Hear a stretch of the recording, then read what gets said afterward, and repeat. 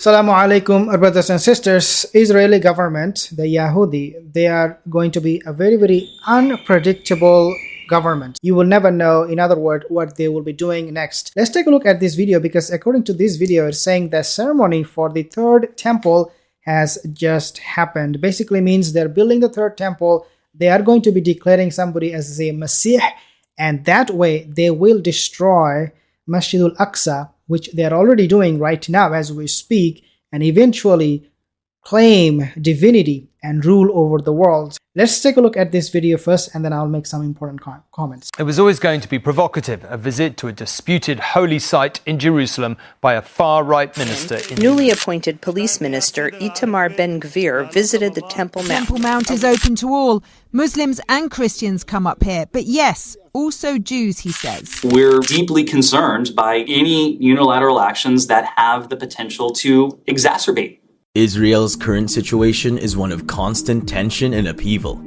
Despite Arab aggression and opposition, Jewish interest in rebuilding their temple is growing. Several events have occurred in recent months that appear to be increasing Jewish interest in the temple movement in Israel. The water libation ceremony during Sukkot, the Feast of Tabernacles, was one of the more interesting developments, as it was watched by a large audience. This ceremony, which served as a step toward building and erecting the third temple, was organized by Orthodox Jews. Not only that they are doing or performing this ritual of the libation ritual, but also they're bringing in, remember the red heifer cow from Texas in the States? They're bringing all of these things in order to fulfill the prophecies. All of the prophecies they find in their book, they are fulfilling it, whether you agree with them or you disagree with them. For that matter, the government is really backing them up right now. And right now we know Israel, the government they have is extreme right wing. Basically means they are the one who would make it happen at any cost. Let's take a listen a little bit more. Is it written in the Bible that the temple will be rebuilt? Is it necessary to rebuild the temple? Is this the end of the world as we know it? Will the temple be reconstructed? Lambert Dolphin writes in an article titled Moving Towards a Third Jewish Temple. If a new temple is to be built, a functioning priesthood must be present to perform the necessary rites and ceremonies. A priesthood of this kind is currently being developed. In an old stone building in Jerusalem's Old City, a small group of young scholars is preparing for the construction of the third temple and the arrival of the Messiah. Yes, this is the culmination of all of the things that they're doing, which is the arrival of the Messiah. Now, dear sisters, I want to point out something very, very disturbing as we talk about this far-right Israeli government, the government that is trying to destroy Masjid al-Aqsa, try to get rid of the Palestinian Authority. I want to read a few things from here. As you can see now, Palestinian Authority, Abbas allies, they fear that new Israeli government intends to destroy Palestinian Authority. Basically means they are going to get rid of Palestinian altogether. In one report I saw, they are now trying to do whatever it takes in order to label the Palestinian as terrorists. You know, it basically means you should not exist, according to this new Israeli far-right government. Their manifesto looks like. Senior allies of the Palestinian President Mahmoud Abbas have expressed fears that Benjamin Netanyahu's new ultra-nationalist coalition in Israel will seek to dismantle the Palestinian Authority PA established after the 1993 Oslo Peace Accords.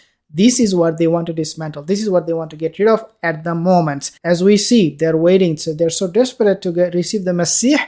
Same times they are taking action. They're not just talking the talk. They're walking the talk.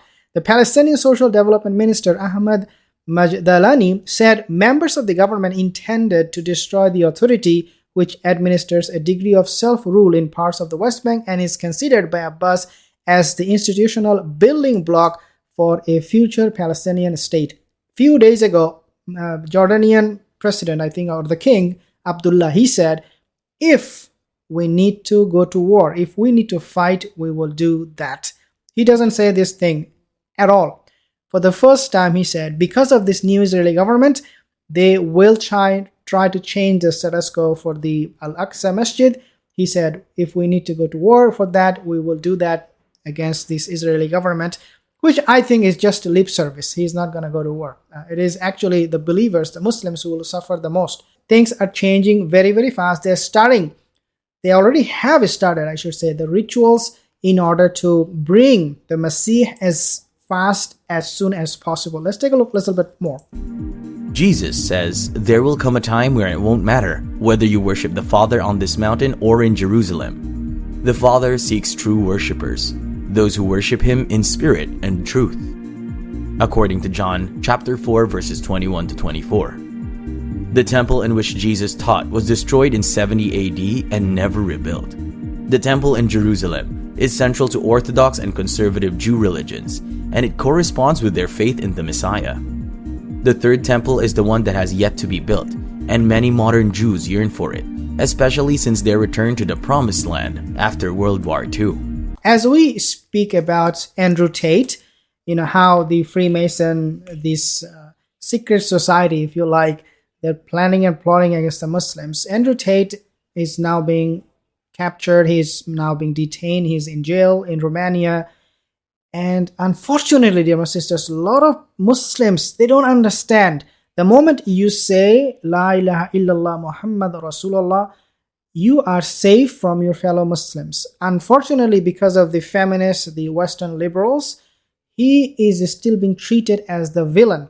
They say, no, he is a human trafficker. And so many nonsense they are uttering against him without proper investigation. In fact, none of this have been proven true about Andrew Tate. But nevertheless, the feminists especially, they're jumping, calling him a misogynist. Oh, this guy is bad. This guy said this about this. And in fact, I saw a video yesterday in UK.